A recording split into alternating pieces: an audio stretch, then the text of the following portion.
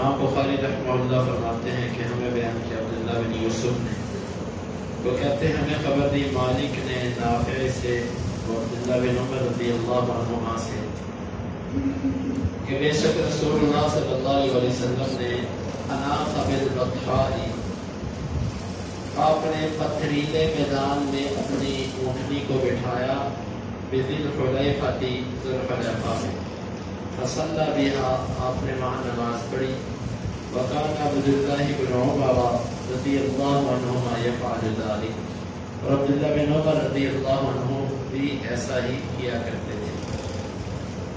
اس باب پر کوئی عنوان نہیں قائم کیا گیا۔ بعض شارحین نے یہ لکھا ہے کہ ذو الحلیفہ میں 2 رکعتیں پڑھنے کے بارے میں یہ باب ہے، مراد یہی ہے، بات یہ ٹھیک ہے کہ یہ ذو الحلیفہ میں 2 رکعتیں پڑھنے کے بارے میں ہے، لیکن 2-3 باتیں اور ہیں۔ ایک تو یہ تھی کہ نبی صلی اللہ علیہ وسلم جب مدینہ سے نکلے تو آپ نے ذو الحلیفہ مقام پر احرام باندھنا تھا، کیونکہ آپ کا جو میقات بنتا ہے مدینے سے وہ ذو الحلیفہ ہے، جو تقریباً 6 میل کے فاصلے پر۔ جب آپ ذو الحلیفہ پہنچے تو آپ نے اس میں ایک پتھریلا علاقہ ہے جہاں پر پتھر پڑے ہوئے ہیں، وہاں پر آپ نے اپنی اونٹنی کو بٹھایا۔ بٹھانے کے بعد آپ نے 2 رکعتیں پڑھی۔ اب یہ 2 رکعتیں کون سی تھی؟ احرام کی تھی یا عصر کی نماز کی تھی؟ یہاں پر اہل علم کا اختلاف ہے۔ یہ جو ہمارے ہاں اکثر لوگ احرام باندھتے وقت 2 رکعتیں پڑھتے ہیں اور وہ یہ سمجھتے ہیں کہ رسول اللہ صلی اللہ علیہ وسلم نے ذو الحلیفہ مقام پر 2 رکعتیں پڑھی تھی، لہذا یہ وہی 2 رکعتیں ہیں، احرام کی 2 رکعتیں ہیں۔ بادشاہ نے یہاں پر لکھا ہے، لیکن یہ بات درست نہیں ہے۔ رسول اللہ صلی اللہ علیہ وسلم نے یہ احرام کی 2 رکعتیں نہیں پڑھی تھی، بلکہ یہ عصر کی نماز کی 2 رکعتیں تھی، جو سفر میں چلنے کی وجہ سے کثر تھی، آپ نے 2 رکعتیں پڑھی۔ تو احرام باندھتے وقت کوئی نماز اور کوئی رکعت ثابت نہیں ہے، کوئی طریقہ غسل کرو اور اس کے بعد احرام باندھو۔ جب آپ نے پہلی دفعہ احرام باندھا تو آپ خوشبو بھی لگا سکتے ہیں، خوشبو بھی استعمال کر سکتے ہیں، لیکن اس کے بعد پھر آپ خوشبو بالکل استعمال نہیں کریں۔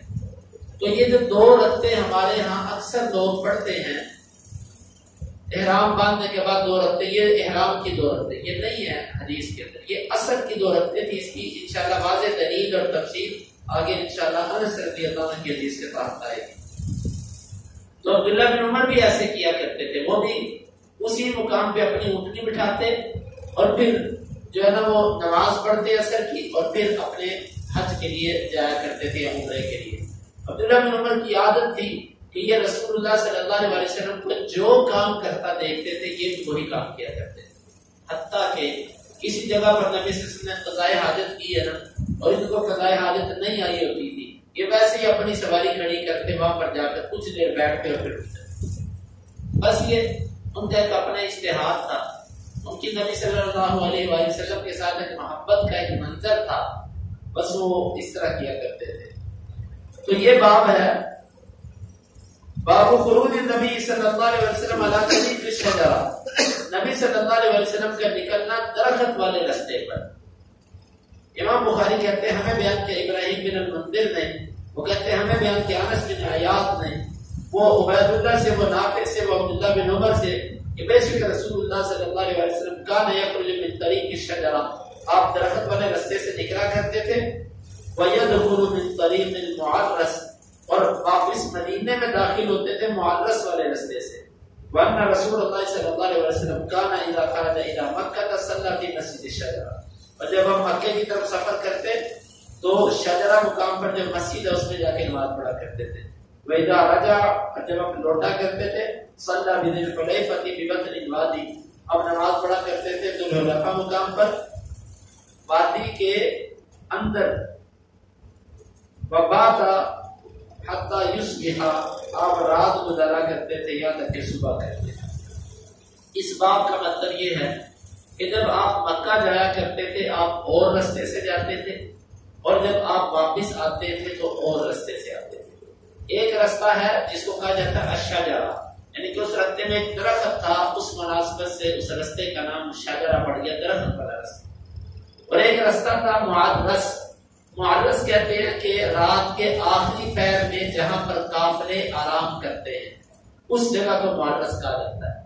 تو یہ ایک الگ رستہ تھا، یہاں پر لوگ جب آتے مدینے تو کچھ دیر یعنی کچھ میل، یہ بھی تقریباً 6 میل کے فاصلے پر ہے، تو لوگ یہاں پر رات گزارتے اور صبح مدینے میں داخل ہوتے۔ اس بات کو مزید یوں سمجھیے کہ نبی صلی اللہ علیہ وسلم نے رات کے وقت اپنے گھر آنے سے منع کیا۔ آپ کسی لمبے سفر پہ نکلے ہیں، آپ سفر سے واپس آ رہے ہیں، کچھ دنوں بعد آ رہے ہیں، اب آپ پہلے مدینے کے باہر رات گزاریں، اپنے شہر کے باہر رات گزاریں اور گھر والوں کو اطلاع دیں۔ جب ان کو اطلاع ہو جائے پھر صبح آپ آئیں۔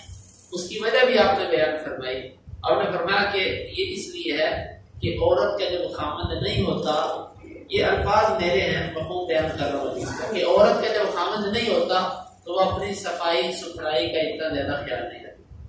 جب کوئی بندہ اچانک بغیر اطلاع دیے اپنی بیوی کے پاس آئے گا، وہ ایسی حالت میں ہو یعنی کہ اس سے بدبو آتی ہو، کپڑے اس کے گندے ہوں اور اس نے اپنے جسم کے زائد بال صاف نہ کیے ہوں تو مرد کو ایک نفرت سے پیدا ہو جائے۔ تو رسول اللہ صلی اللہ علیہ وسلم نے اس چیز کو پسند نہیں کیا، گھر گندا ہو، کھانے کے لیے کچھ نہ ہو، مرد کو غصہ آتا ہے کہ میں سفر سے آیا، میں تھکا آیا، میرے لیے کیا کیا۔ تو آپ نے فرمایا کہ وہ پہلے رات باہر گزارے پھر اندر آئے۔ تو یہ ایک مقام تھا کہ مدینے کے قافلے جب مدینے آنا چاہتے، مدینے کے رہائشی لوگ، تو وہاں پر پہلے ٹھہرتے، اس کا نام ہی معرس پڑ گیا، رات گزارنے کی جگہ۔ صبح جب ہوتی اتنی دیر میں وہ اپنے مدینے میں گھروں میں اطلاع بھیج دیتے کہ ہم رات کے آ چکے ہیں، تو صبح وہ کچھ وقفہ لے کر پھر اپنے گھروں میں آتے۔ لیکن یہ اس وقت ہے جب اطلاع دینے کے ذرائع نہیں۔ آج کے دور میں موبائل ہے، جدید سہولیات ہیں الحمدللہ، تو بندہ سفر سے پہلے بتلا دیتا ہے بھائی میں کل انشاءاللہ اتنے بجے پہنچ جاؤں گا، پرسوں۔ ایسے بندے کو باہر کسی ہوٹل میں رات گزارنا کوئی مقصد نہیں بنتا۔ مقصد ہے اطلاع دینا، عورت کو باخبر کرنا کہ میں آ رہا ہوں، اس لیے تیار ہو جاتا۔ تو یہاں سے یہ بات تو کم از کم معلوم ہوتی ہے کہ بغیر فون کیے اور بغیر بتلائے چھاپے کی طرح اپنے گھر پہ آنا درست ہے۔ بعض لوگ ایسا مزاج رکھتے ہیں، شکی مزاج، یہ مزاج اچھا نہیں ہے، اس سے رزن رکھنا چاہیے۔ ہاں اگر آپ کو کوئی ایسا خبر ملے، کوئی ایسا معاملے کی آپ کو پتہ چلے، پھر آپ جو ہے نا وہ دبے پاؤں آ سکتے ہیں، مگر نہ بصورت دیگر یہ چپکے سے آنا کہ میں دیکھوں وہ کیا کرتے ہوں گے، یہ اچھی عادت نہیں ہے۔ تو نبی صلی اللہ علیہ وسلم نے فرمایا کہ کوئی اپنے گھروں میں آئے تو بغیر اطلاع کے نہ آئے۔ تو یہ دو مقام تھے۔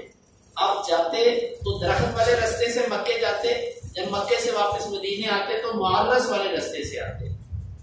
اس میں حکمت کیا ہے یہ اللہ تعالیٰ بہتر جانتا ہے۔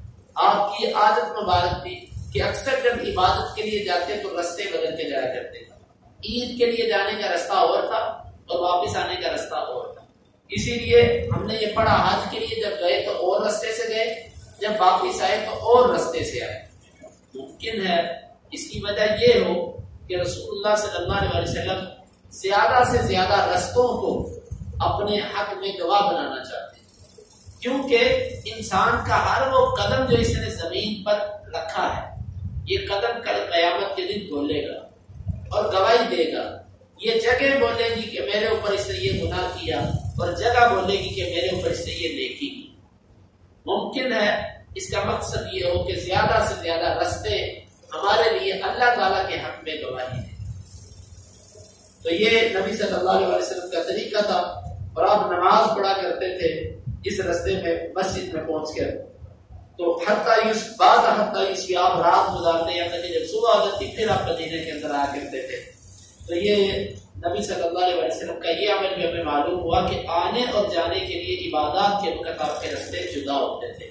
اللہ تعالیٰ سے دعا ہے کہ اللہ تعالیٰ کتاب و سنت کو سمجھنے کی اور اس پر عمل کرنے کی توفیق عطا فرمائے۔ اللهم انفعنا بما علمتنا وعلمنا ما ينفعنا وزدنا علما۔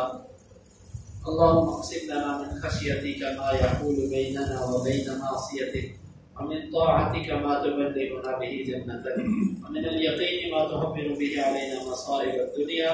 متعنا اللهم بأسماعنا وأبصارنا وقوتنا أبدا ما أحييتنا، واجعل الوارث منا، واجعل ثارنا على من ظلمنا، ولا تجعل مصيبتنا في ديننا، ولا تجعل الدنيا أكبر همنا ولا مبلغ علمنا، ولا تسلط علينا من لا يرحمنا. وآخر دعوانا أن الحمد لله.